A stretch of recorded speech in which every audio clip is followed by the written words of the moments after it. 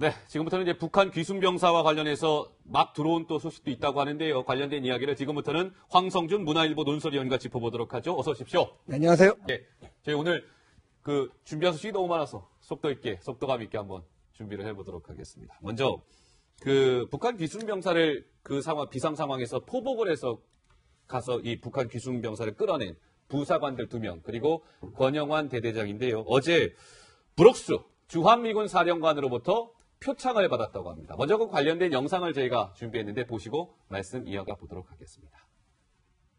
Recognized for the commendable role in securing a critically wounded North Korean soldier and protecting across the military demarcation line within the Military Armistice Commission headquarters. Carried on 13 November 2017. Victor's life and the estimated incident that threatened a 64-year-old armistice. Their actions reflect great credit upon themselves, the unit, the UNCSB-JSA, and on the Rocky-US Alliance. Signed, K. Brooks, General, United States Army, Commander, United Nations Command.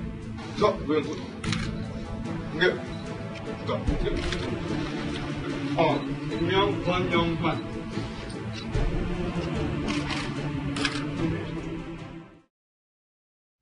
근데 강병규 기자, 저 네. 2명의 부사관들 사실 우리가 그냥 부사관이라는 사실만 알았지 신상에 대해서 몰랐잖아요. 좀 네. 밝혀진 게 있습니까? 예, 제가 그래서 좀 정리를 해봤는데요. 일단 송승현 중사와 노영수 중사인데 송승현 중사는 2010년 특전사 부사관으로 임관을 해서요. 2015년에 JSA 대대에 들어오게 됐습니다. 네. 근데 이제 송 중사를 두고 이제 군 내에서는 에이스 중에 에이스, 그러니까 에이스 대원으로 꼽혔다 이렇게 칭찬이 좀 자자한 것으로 알려지고 있고요. 그렇군요. 반면에 노영수 중사도 좀 칭찬이 있습니다. 특히 이제 무기 장난감을 조립을 하는 거를 부하들에게 가르치기 위해서 본인이 시작을 했다고 그래요. 예. 그러면서 이제 2016년부터 JSA 경비대대에 이제 복무를 하게 됐는데 예. 이제 군 복무 기간 내내 2009년부터 지금까지 쭉 최전방만 골라서 지원을 해서 복무를 했다 이런 얘기가 좀 들려오고 있습니다. 그렇군요. 자, 그렇다면 우리가 그때 TOD 영상이라고 하죠. 열 감시 장비. 그 영상을 한번 볼까요? 그때의 장면을 한번 되살려 볼 필요가 있을 것 같습니다. 노은지 기자.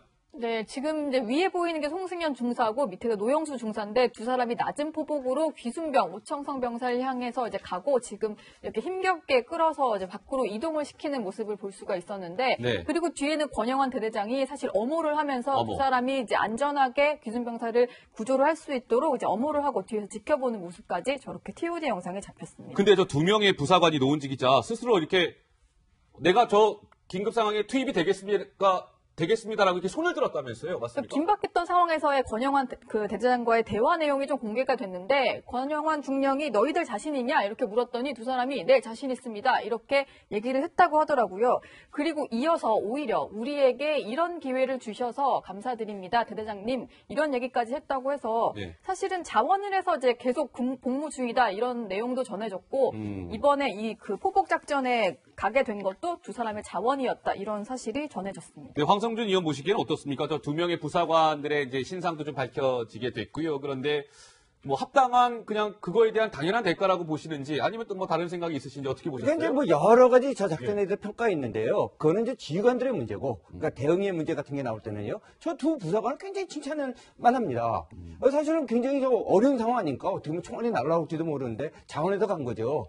그다음에 일부에서는 뭐 신상을 공개하는 게 너무 심했다라는 주장도 있는데요. 예. 저는 그것도 조금 다르게 생각하는 게 아덴만 작전을 했던 그 부대는 굉장히 특수 작전을 하는 분들입니다. 네. 그렇기 때문에 신상을 공개 안 하는데 물론 저분들도 일반 병하고 좀 다릅니다만은 예. 일반적으로 경비병이기 때문에요. 저런 이제 용기를 보여준 거 그리고 훈장까지 받았으니까 좀 이렇게 널리 어떤 귀감이 되는 모델로 삼는 거 나쁘지 않다고 생각합니다. 예, 알겠습니다. 시청자 여러분들 궁금하실 것 같아요. 왜 저 2명의 부사관 얘기만 할까? 권영환 중령, 대대장 이야기는 왜 없지? 그러실 것 같아서 강병규 기자가 취재했습니다. 예, 그동안 이제 언론 인터뷰를 더 이상 하지 않았었거든요. 논란이 불거지니까. 근데 어제 이제 JSA 전우회 소속 회원들과 좀 행사가 있어서 만나게 됐다는데요. 네. 그 행사가 이제 84년 JSA 교전에서 이제 장명기 상병이 사망을 하면서 이걸 기리기 위한 추모식 행사였습니다. 예. 근데 그 자리에서 오랜만에 이제 소회를 밝히고 입을 열었는데 이제 우리의 작전은 완벽했다라고 얘기를 한 거예요. 아하. 그리고 이제 만약 국방부에서 우리 측 대처 영상을 공개하라면 모두 다 공개할 수 있다. 그 정도로 우린 떳떳하다. 이렇게 목소리를 높였고요. 예. 이제 정치권에서도 상당히 이번 일 가지고 말이 많았는데 한마디 했습니다. 이제 뭐라고요? 권민 대대장이 나는 사실 정치하는 사람이 아닌데 이번 사안이 정치권에서 정치적으로 상당히 이용당하고 있다라면서 쓴소리를 좀 얘기를 하기도 했었다고 전해지더라고요. 예, 그렇군요. 이제 당시 상황을 좀 계속 물어보는